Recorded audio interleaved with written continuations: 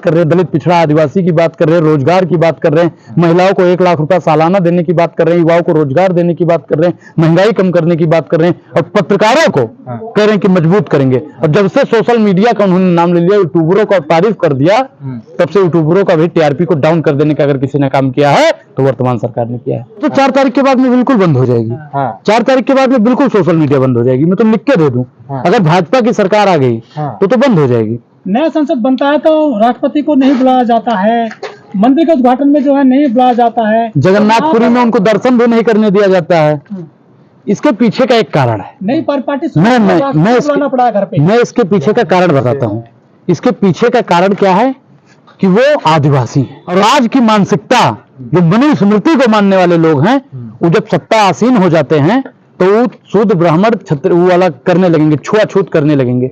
वो आज भी हमारी राष्ट्रपति महामहिम को अछूत समझते हैं। तो क्या वो भी कहते हैं कि हम संविधान की शपथ लेके संवैधानिक पद पे हैं?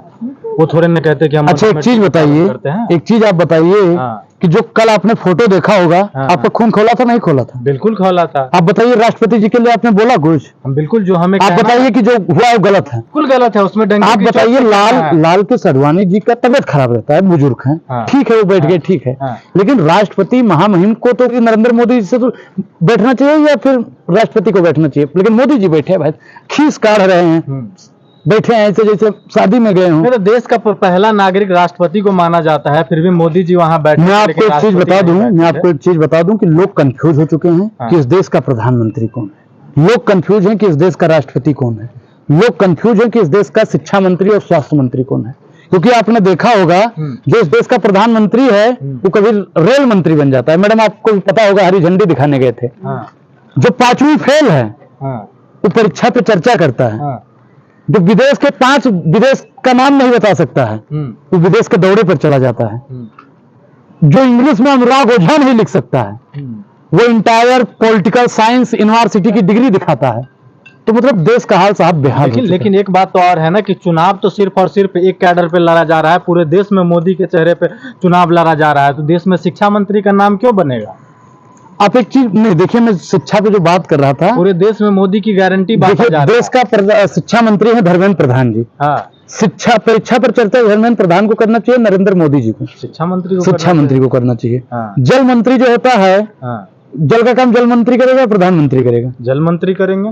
रेलवे का जो मंत्री है, रेलवे मंत्री रेलवे का काम करेगा, प्रधानमंत्री करेगा। रेलवे मंत्री करेंगे। सबका मंत्री अलग अलग है ना? बिल्कुल है। अगर सारे डिपार्टमेंट को खत्म कर दीजिए, एक ही पद बना दीजिए, प्रधानमंत्री ऑलराउंडर। मुमकिन है, मोदी की गारंटी चलती है देश में। मोदी है तो मुमकिन है, मैं मानता हूँ, इस बात से मैं 100% सहमत हूँ। मोदी है तो महंगाई है, बेरोजगारी है, भूखमरी है, किसान बेहाल है, जवान रोजगार के लिए दर दर के ठोकरे खा रहा है, ईडी सीबीआई के तहत विपक्षी नेताओं को जेल में डाला जा रहा है, बहुजनों को परेशान किया जा रहा है, आदिवासी महिलाओं का अपमान किया जा रहा है। मणिपुर में जो कृत्य हुआ दुनिया के सामने जग जाहिर है।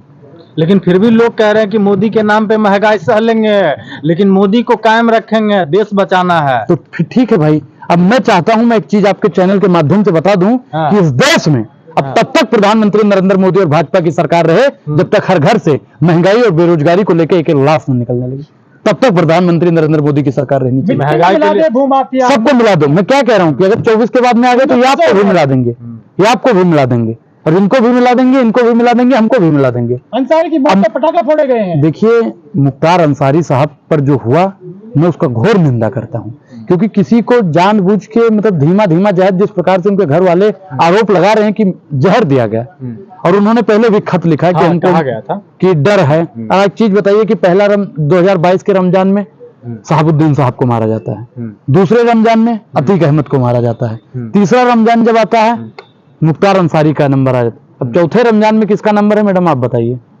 अच्छा, एक और सवाल है, चल रहे हैं वहाँ लगेगी आग तो आएंगे कई घर जलने। यहाँ अकेले हमारा ही मकान थोड़ी है, सबका नंबर आएगा। टाइट है, यही की टाइट की जा रही है।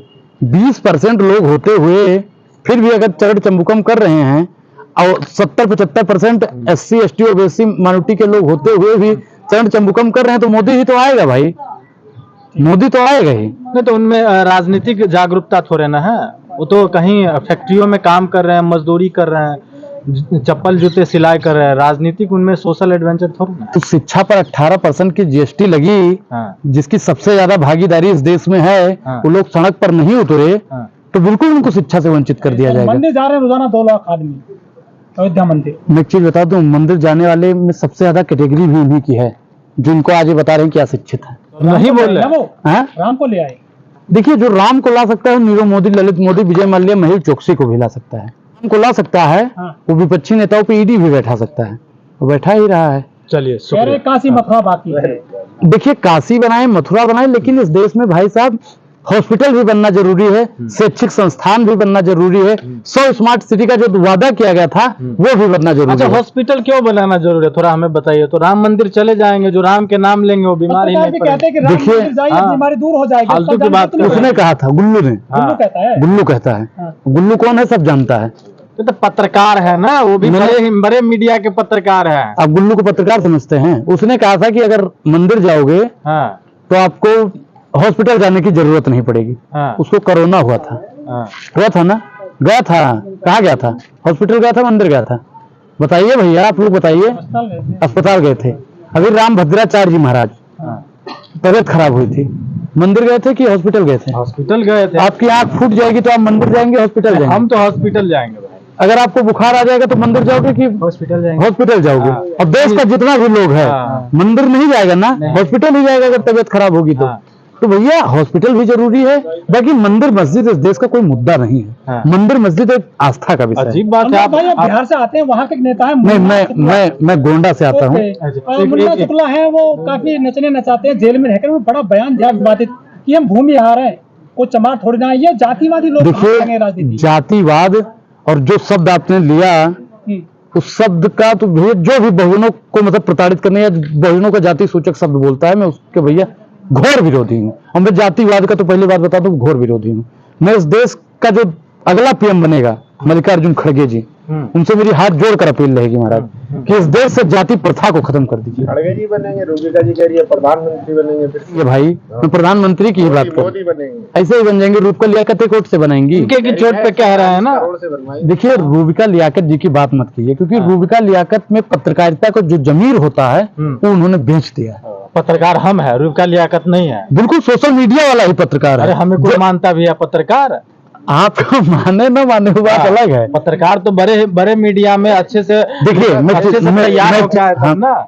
मुंह पे एक क्रीम पाउडर लगा लेने से कोई पत्रकार नहीं होता है। हाँ। पत्रकार वो होता है जो सवाल पूछे हाँ। कि 2 करोड़ रोजगार पे जवाब दीजिए। हाँ। अगर मुझे रूबिका लियाकत जी सुन रही हैं हाँ। और एक 5 मिनट का शो चला दें हाँ कि 2 करोड़ रोजगार पे अगर प्रधानमंत्री नरेंद्र मोदी जी की हिम्मत है तो जवाब दें, 100 स्मार्ट सिटी बनाएंगे उस पर जवाब दें, हाँ। महिलाओं को सुरक्षित करेंगे उस पर जवाब दें, किसानों की आय को दुगना करेंगे उस पर जवाब दें, नमामि गंगे का स्टार्ट करेंगे, स्टाफ इंडिया, पर खेलेगा इंडिया, पढ़ेगा इंडिया, चलेगा इंडिया, नाचेगा इंडिया, कूदेगा इंडिया, तमाम प्रकार का इंडिया। जितना बात नरेंद्र मोदी जी ने किया था, एक भी काम अगर हुआ हो, 5 किलो राशन को छोड़ के लेकर चला पाएंगे। अच्छा, एक सवाल का जवाब दीजिए, लास्ट सवाल रहेगा। अगर आप कहें कि नहीं लाली लिपस्टिक लगा के अगर पत्रकारिता नहीं हुआ होता, मैंने लाली लिपस्टिक का नाम नहीं लिया, पहले आप अपना शब्द वापस ले चलिए लीजिए। मैं कह रहा हूँ तो ऐसा क्यों रहा जो मतलब आजकल इस देश के जो आदिवासी समाज के जो ट्राइबल समाज के लोग हैं आज तक टीवी मैन हिस्ट्री के मीडिया में नहीं दिखे हैं? ये कहीं ना कहीं ये मुद्दा हो सकता है। मैं क्या बता रहा हूँ हाँ, कि राहुल गांधी जी हाँ। बार बार भागीदारी का नाम ले रहे हैं, हाँ।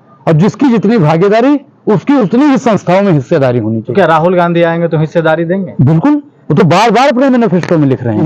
हिस्सेदारी की बात कर रहे हैं, दलित पिछड़ा आदिवासी की बात कर रहे हैं, रोजगार की बात कर रहे हैं, महिलाओं को 1 लाख रुपया सालाना देने की बात कर रहे हैं, युवाओं को रोजगार देने की बात कर रहे हैं, महंगाई कम करने की बात कर रहे हैं, और पत्रकारों को कह रहे हैं कि मजबूत करेंगे। और जब से सोशल मीडिया का उन्होंने नाम ले लिया, यूट्यूबरों का तारीफ कर दिया, तब से यूट्यूबरों का भी टीआरपी को डाउन कर देने का अगर किसी ने काम किया है तो वर्तमान सरकार ने किया है।